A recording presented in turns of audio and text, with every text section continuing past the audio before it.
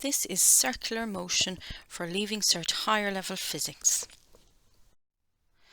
Now, first for circular motion, we're going to look at measuring angles in units called radians. Now, what is a radian?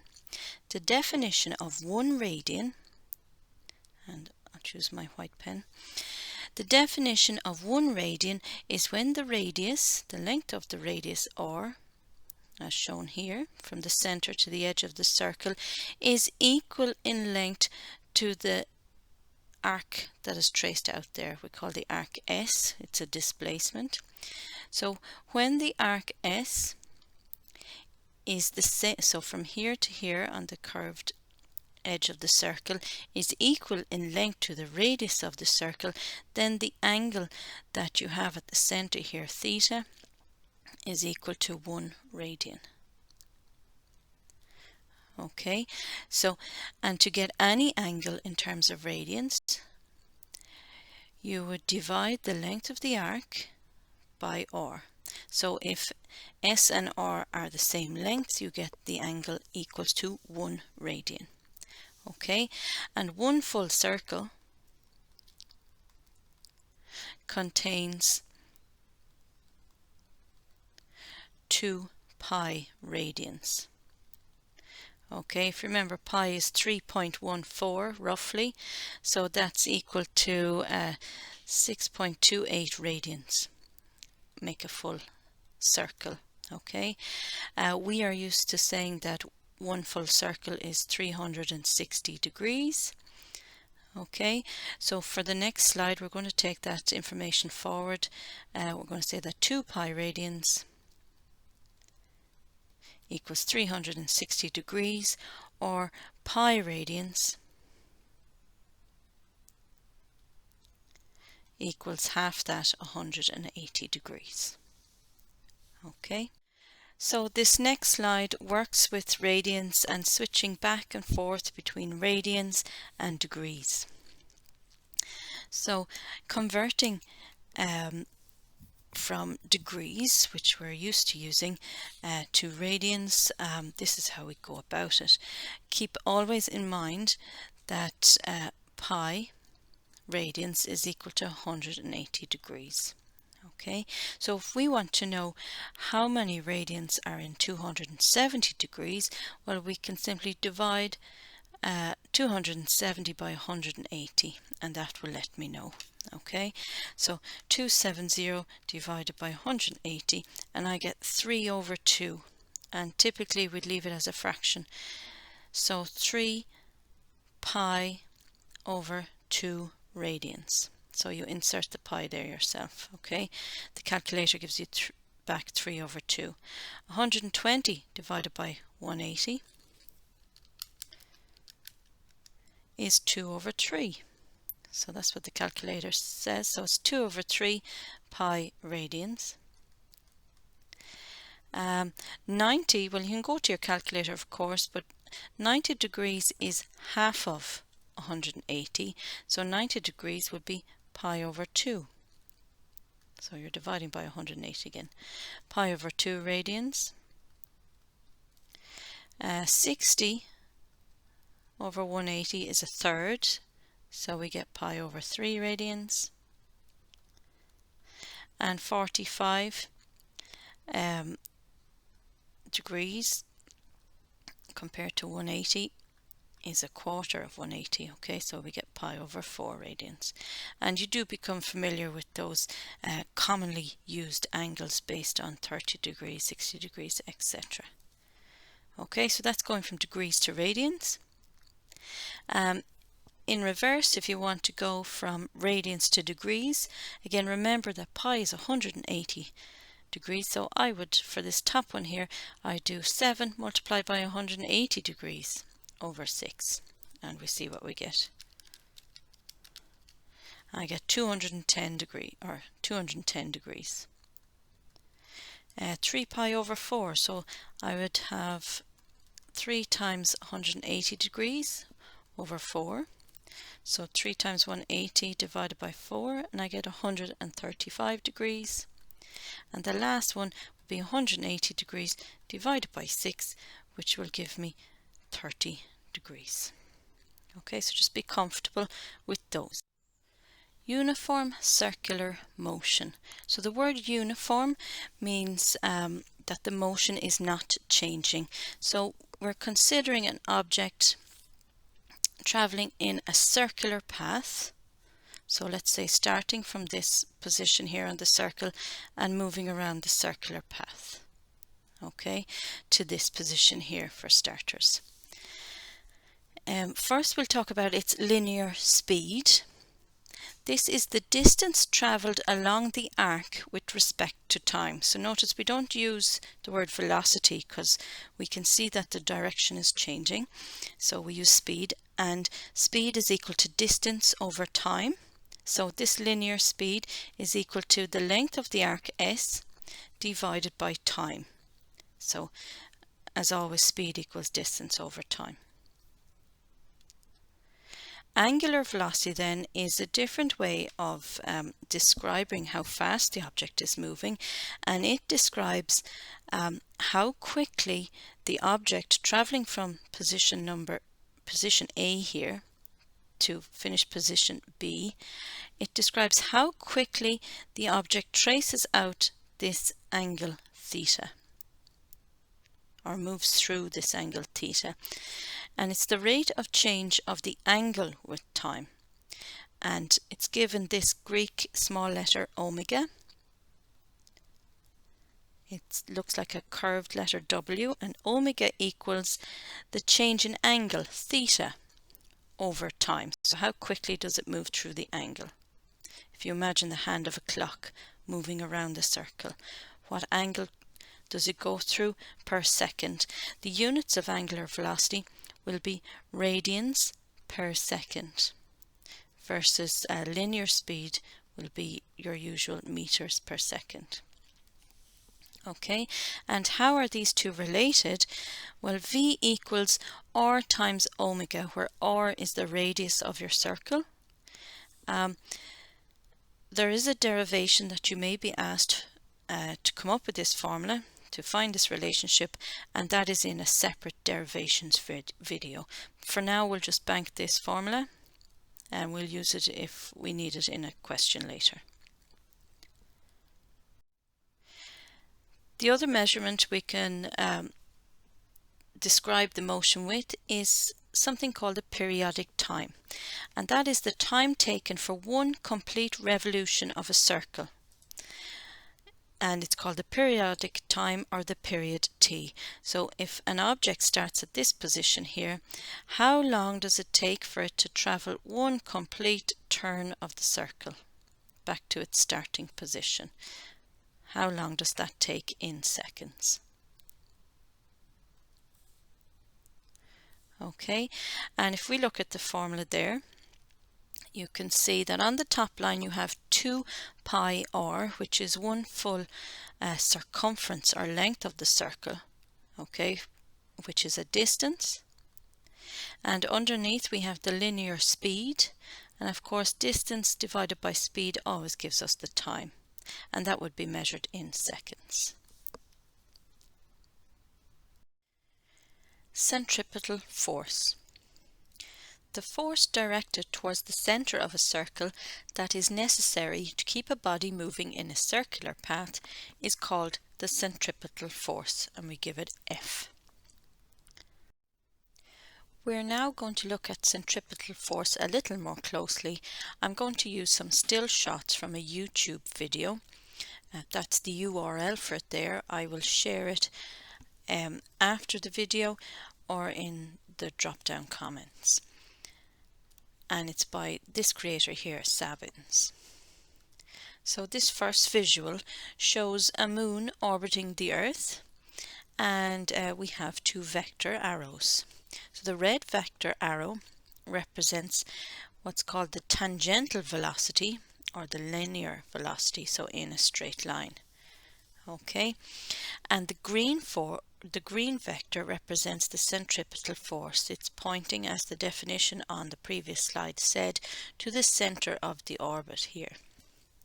And it's required to keep the moon traveling in a circular orbit, and we're going to look at why. the force and the velocity are at 90 degrees or perpendicular to each other, and this looks a little unusual at first.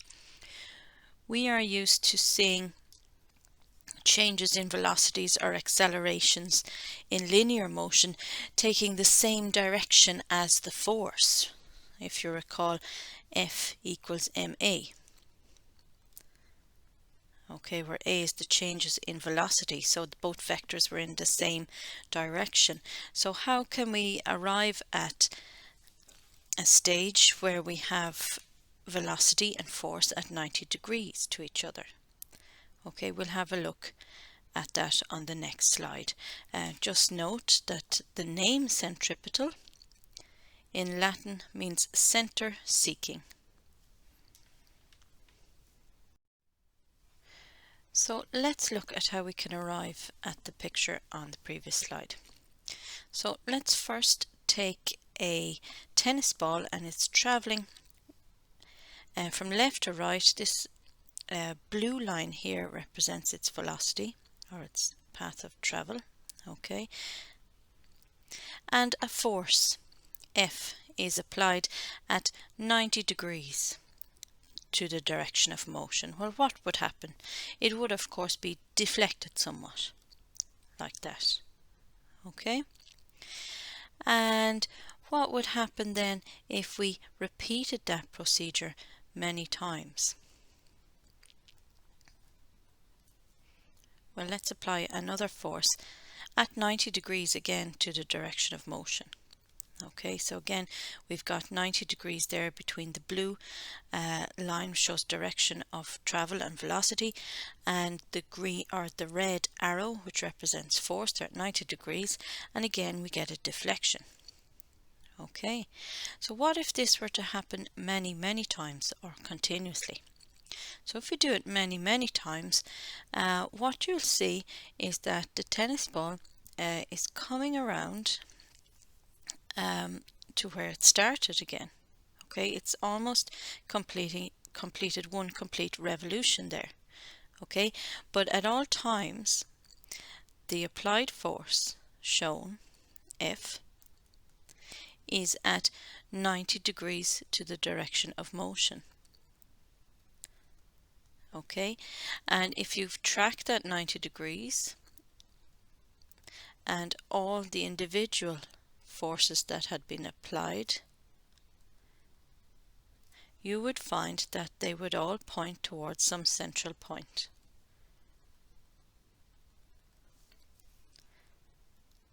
Okay, let me just delete those markings there so we can see the next image more clearly.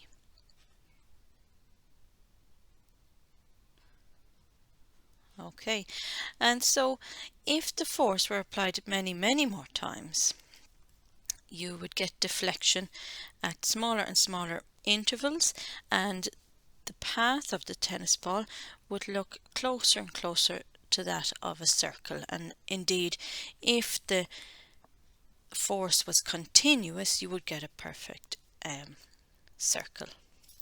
So that can explain, I hope, how a force that's perpendicular to the direction of motion can result in a circular orbit, and in fact it's required for a circular orbit.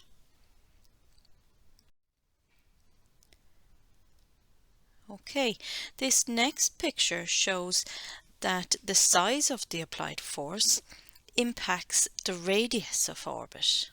Okay, and so how would we think about that? Now, this next image describes how the size or the magnitude or the strength of a centripetal force can impact on the radius of the orbit. So this shape shows deflections that are much greater than the previous one. Okay, so when a force was applied at this point, it resulted in a much greater deflection from the horizontal, and likewise when it was applied at this point we got a much greater angle than we have seen in the previous example. And so what you see, if for greater forces applied, you get greater deflection, and you get a tighter orbit. Okay, the tennis ball loops back around on itself more quickly, and as a result you get a smaller radius of orbit. So you can see there that if the centripetal force is greater, the radius will be smaller, so they're somehow inversely proportional. And that makes sense. Okay, if you have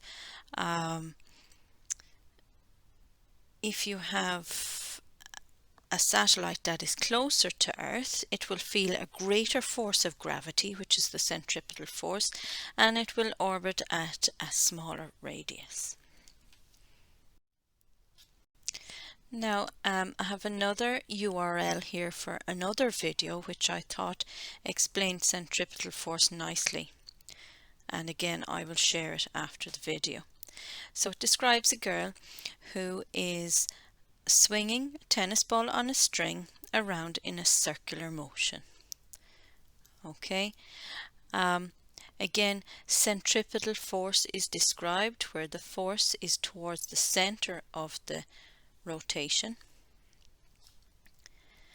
and it is described that if you were to cut the string, tangential velocity would take the tennis ball off in a straight line.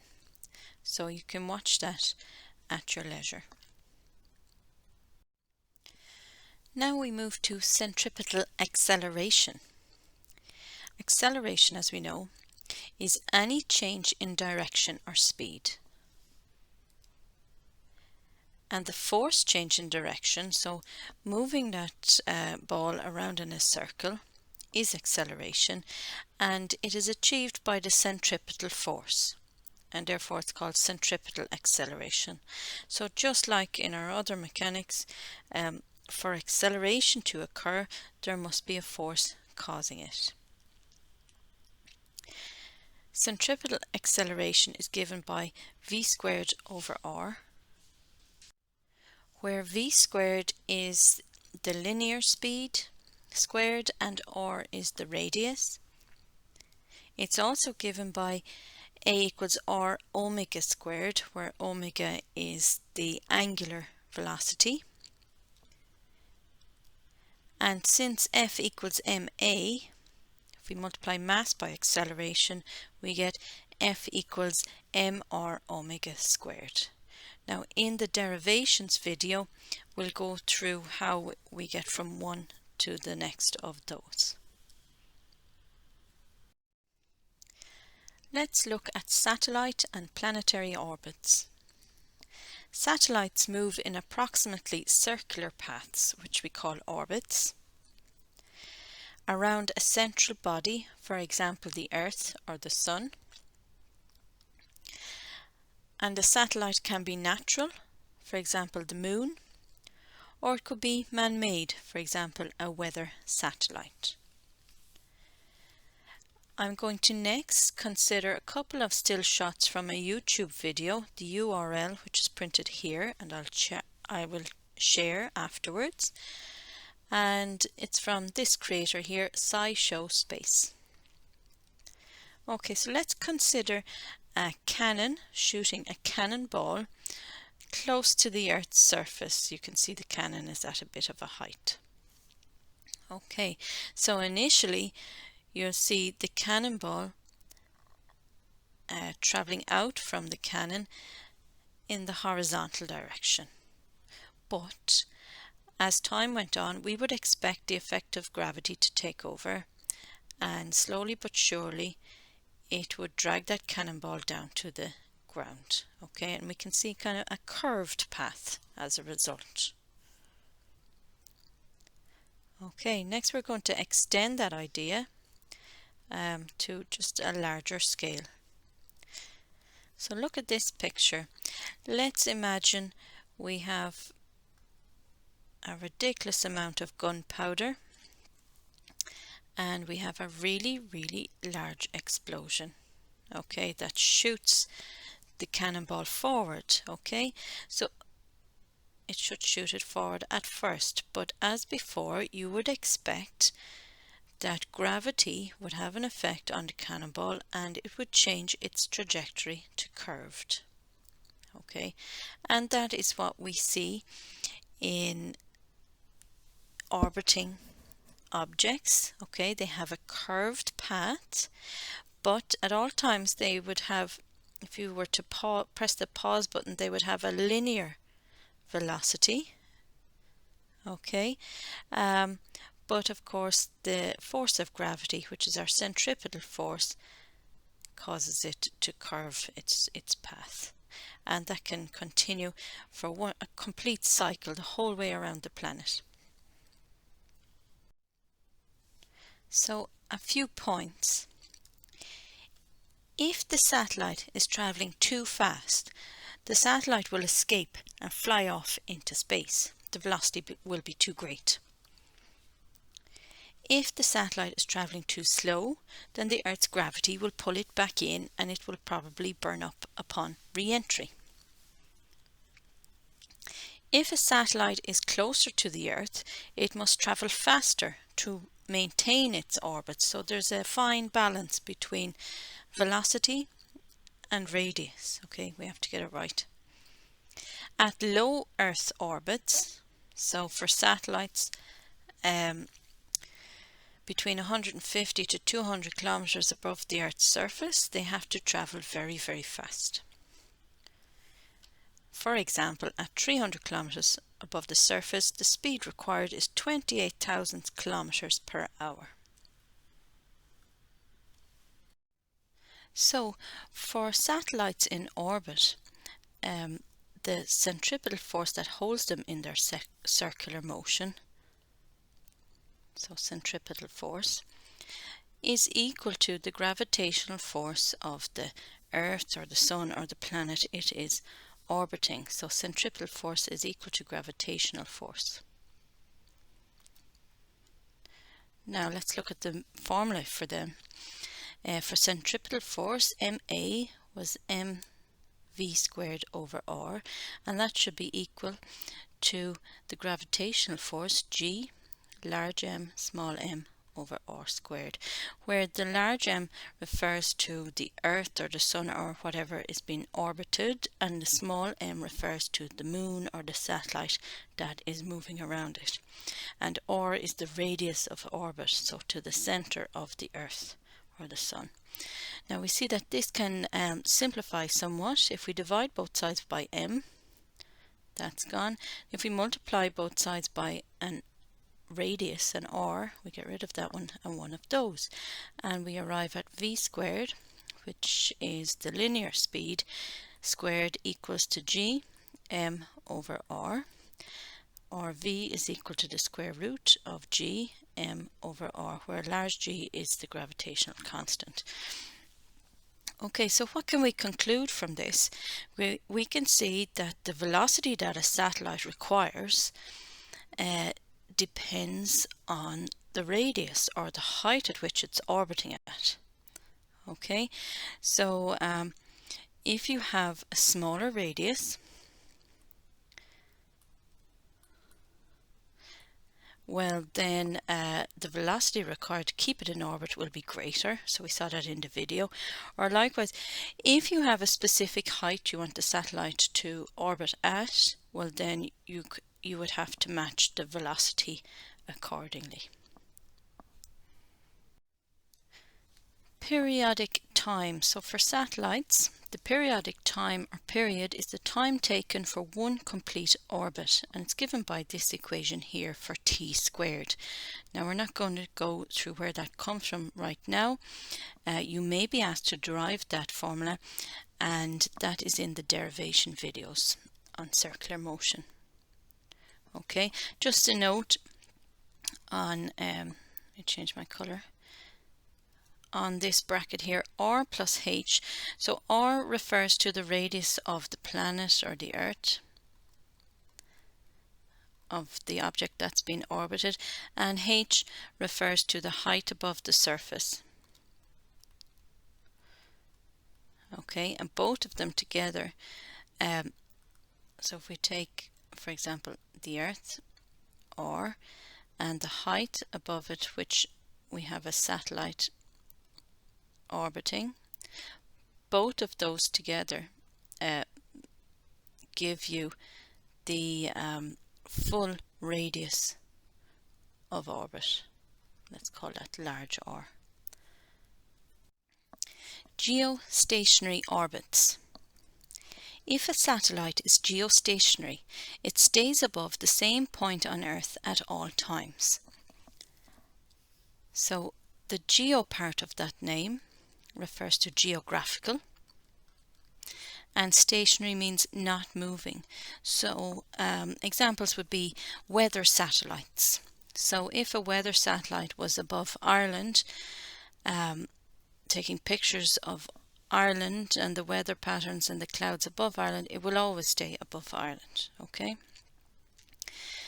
This means it must travel at the same periodic orbit time as the Earth, which is 24 hours. So it should complete a full circular orbit in 24 hours for it to stay above the same spot geographically.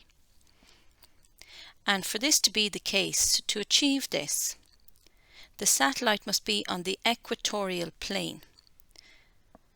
So you can see that in the picture here to the right.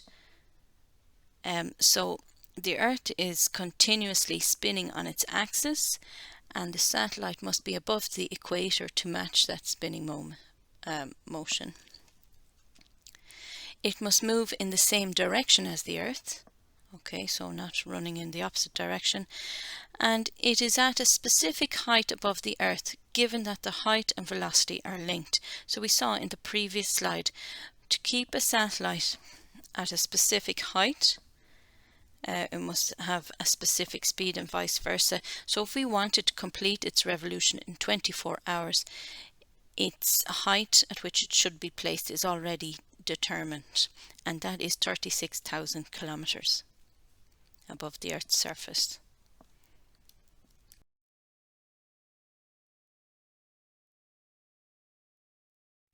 Now, here we have an exam question based on circular motion and satellites. 50 years ago, the Apollo 13 mission to the Moon captured the public's imagination when technical issues led to the aborting of the planned moon landing. The 3 astronauts on the mission travelled further from the Earth than anyone before or since. Part 1. Derive an expression for the period of orbit T of the Moon when it has a radius of orbit R around the Earth of mass m. So this is a derivation on your course. You'll find it done out fully in the derivations video, so I'm not going to reproduce it here. When you see this, your first port of call should be to find the formula which you're required to derive, and you'll find that on page 56 of your formula and tables books, okay, on the gravitation page. And it is t squared equals 4 pi squared or pi squared r to the power of 3 over gm. Okay, and often this will lead to subsequent parts of the question, which you'll see in a minute. For your derivation, which you'll have learned off by heart, you will get 12 marks. So lots of marks there for something that you've pre-prepared. Part 2 of that question reads, calculate the period of the Moon as it orbits the Earth. So here we've got to put this formula into practice. So let's fill in the relevant information. So t squared equals 4 by pi squared by radius. So the radius of the Moon's orbit is kindly given to us on the bottom line here. 3.85 by 10 to the power of 8, and that needs to be cubed to the power of 3, all divided by g, which is the gravitational constant. Now that's not written on your question paper. Where you find this is on page 46 of your formula and tables books, and it's on the page called Fundamental Physical Constants, so be familiar with that page and what you can find there. And G, the value of G, is 6.6742 by 10th power of minus 11. Okay, I'll just put in brackets there to separate it from the mass of the Earth, which is 6 by 10th power of 24. Okay, now using your scientific calculator, you can input all of that data at once. Use the fraction button to set up the two different levels. You can use brackets as pictured there, type it exactly as you see it, and use your powers. And when I did that, I got t squared equal to 5.625892874. So a huge number by 10 to the power of 12. Okay, I would include as many digits as possible until the very end. And the period of the moon's orbit then will be gotten by getting the square root of that answer. Okay, I want to write it all out again. And the answer I got was 2.37 by 10 to the power of 6 seconds, or you may find it written on your screen as 2,371,896. Okay, now if you wanted some reassurance in your exam, that's seconds, you could divide it by 60 to give you minutes, divide it by 60 again to give you hours, and divide it by 24 to give you days. And what you'd find is the answer works out as 27.45 days, which is around about a month, so you'd be pretty happy with that answer. There were 6 marks going for part 2, that calculation, 3 of which you would get if you just filled in the correct numbers in the correct place. Okay, part 3. Calculate the gravitational force exerted by the moon on an astronaut of mass 80 kg when he is 250 kilometers above the surface of the moon. So, gravitational force, straight to the gravitational pages of your formula and tables book, and you will see Newton's law of gravitation. Okay, so where we've G, our gravitational constant, the two masses in question, and D, which is the distance between them. So when you're talking about the Earth or the Moon, you're from the center of that Earth or Moon. Okay, so let's put in some of the values. So recalling that G is 6.6742 by 10 to the minus 11. Multiply that by the mass of the astronaut, which is 80, by the mass of the moon, which is given in our information below as 7.3 by 10 to the power of 22. Okay, that's on the top line. And the distance between the two will firstly be the radius of the moon, 1740. But then in addition to that will be the height of the spaceship or the astronaut above the moon's surface, which was 250. Now both of those values are in kilometers. However, we need them to be in meters, which are standard units. So we'll multiply by 1000 or 10 to the power of 3. And in addition to that, the distance needs to be squared. Okay, now you can take as many steps as you like or use your scientific calculator to its full potential. And the answer I got for this was 98.4, and it's a force, so newtons. Okay, and finally, part 4 asks, astronauts appear to be weightless when they orbit the moon. Explain why. Okay, so they're in their spaceship and they appear to be weightless in the spaceship. Okay, and the reason for that is that the astronaut and the spaceship have common acceleration. Now, what does this mean? It means relative to each other, they are traveling at the same speed, the same forces are exerted on both of them. So with the astronaut relative to the spaceship, there's no force between them. They have common acceleration, and so the astronaut seems to be floating around within the spaceship. However, both of them are probably hurtling through space. Okay, there were 6 marks going for the force calculation, and there were 4 marks going for the explanation part at the end. As for the explanation part, I would always hazard a guess. If you're anyway right, you'll be awarded some marks. And that is circular motion. Make sure you refer to the derivation video also.